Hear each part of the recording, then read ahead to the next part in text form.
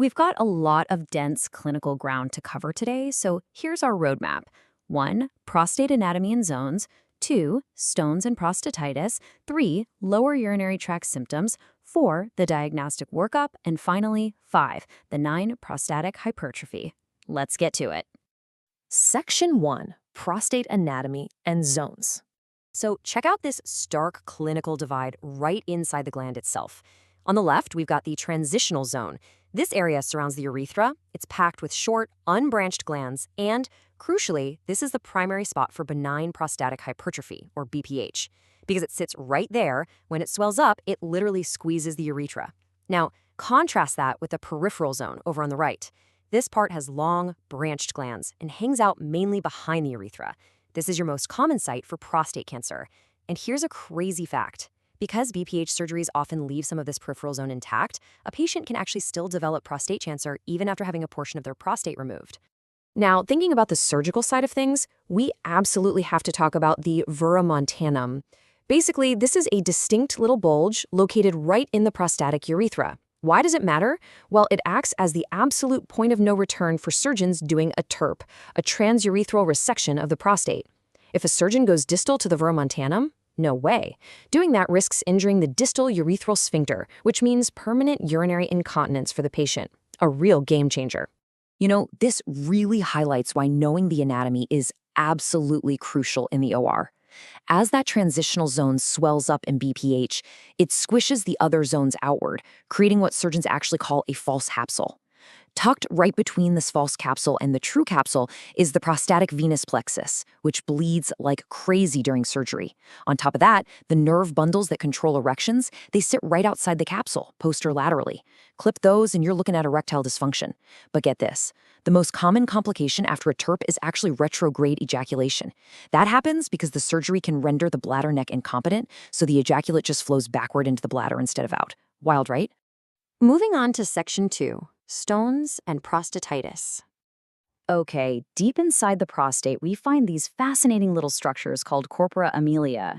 They're basically lamellated bodies naturally hanging out in the tissue, and they act as the biological seeds, the precursors for endogenous prostatic stones. When you're trying to remember what these stones are made of, just think P for prostate, P for phosphate. They are predominantly calcium phosphate.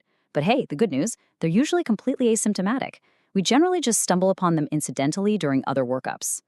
But what happens when the prostate actually gets infected? Look at the stark contrast in how we handle acute versus chronic prostatitis. Acute cases are usually driven by E. coli, kind of secondary to a UTI. The patient shows up with fever, chills, and on exam, their prostate feels incredibly tender and boggy. But listen closely. This is a massive clinical red flag. You absolutely do not massage an acutely infected prostate.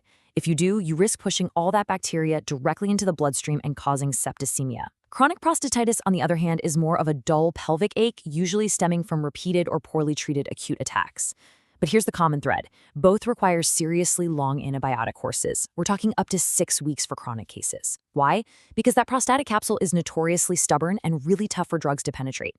So, to nail down a definitive diagnosis for that chronic prostatitis, clinicians basically map the urinary tract step by step using this exact 3-tube collection method, the Mears-Stamey test. It's like a giant puzzle. Step 1, catch the first voided urine to evaluate the urethra. Step 2, grab the midstream urine to check out the bladder. And finally, step 3, after a safe prostatic massage, you collect the resulting secretions or urine threads. This isolates the specific bacteria hiding out in the prostate itself. All right, Section 3, lower urinary tract symptoms. How does all this actually feel for the patient? We group these issues into lower urinary tract symptoms, or LUTs, and break them down into 3 buckets to find the root cause. First, storage or irritative symptoms. Think increased frequency, which, by the way, is the earliest and most common symptom of BPH. Next, we have voiding or obstructive symptoms, like hesitancy or a narrow stream. And third, post-micturition symptoms, like that incredibly annoying post-void dribbling. Clinically speaking, obstructive symptoms scream physical bladder outlet obstruction, whereas storage symptoms might point us more toward a neurogenic bladder issue. Now, if those obstructive symptoms drag on, you hit chronic retention. We define this as having over 250 cubic centimeters of residual urine just sitting there.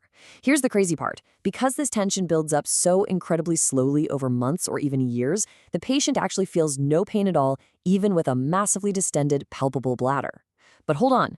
If you try to fix it by draining the bladder too quickly with a catheter, that sudden pressure drop can trigger massive hematuria, severe bleeding, and dangerous post-obstructive diuresis. You've got to decompress it slowly. Section 4, the diagnostic workup. Okay, so the very first clinical step in our workup, the physical exam. A digital rectal exam, or DRE, gives us immediate tactile data. If the prostate feels firm, rubbery, and the overlying mucosa moves around easily, well, that points squarely to benign prostatic hypertrophy. But if that gland feels stony hard, nodular, and the mucosa is totally stuck in place, that is a massive warning sign for prostate cancer.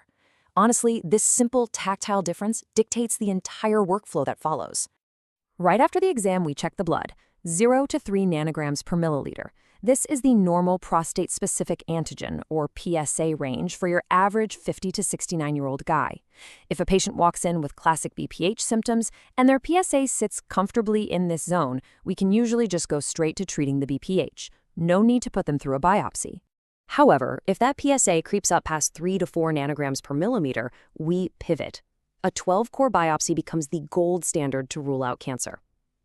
And surgeons have to pick between two very different approaches here. The transrectal ultrasound-guided biopsy, or TRUS, is perfect for hitting the posterior lobe. It only needs local anesthesia, but, and it's a big but, it carries a much higher risk of infection. On the flip side, the transperineal approach targets the anterior zone and drastically drops that infection risk. The catch?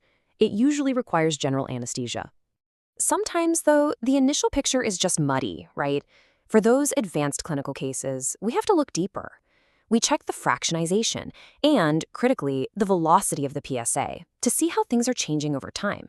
If we see a decreased percentage of free PSA, or if the PSA velocity is climbing faster than 0.75 nanograms per year, that strongly points to cancer.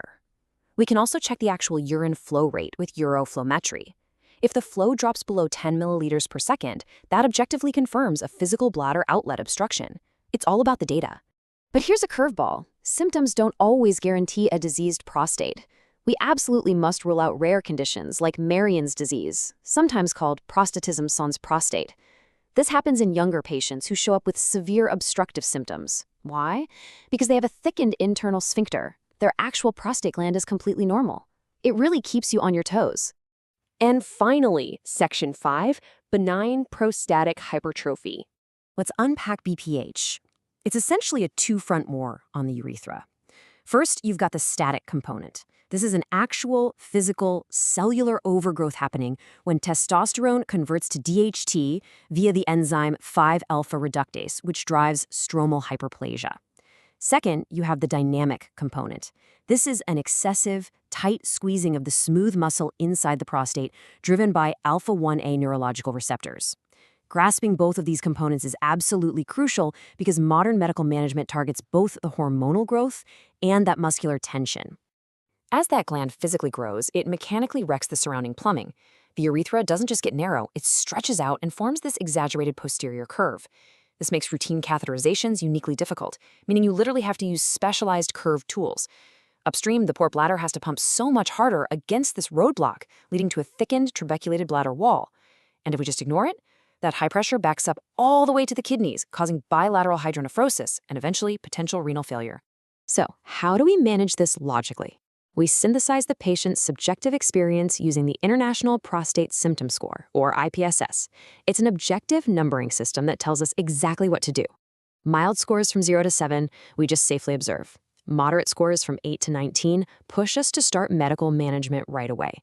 But if we're hitting severe scores 20 to 35, that tells us the patient is likely going to need both medical and surgical interventions to clear that obstruction. Which brings us to a really fascinating final point to chew on. Say a patient suffers from severe post-void dribbling before they undergo a TURP surgery. Will clearing out the prostate cure that specific symptom? Surprisingly, the answer is no. This proves that while we can physically chop away the obstructing anatomy, reversing the chronic neurological and muscular changes that have baked into the bladder over years, well, that's an entirely different puzzle. If fixing the plumbing doesn't always fix the pump, what other surgical cures might be leaving the underlying neurological damage totally untouched? Really makes you look at every surgical intervention in a completely new light, doesn't it?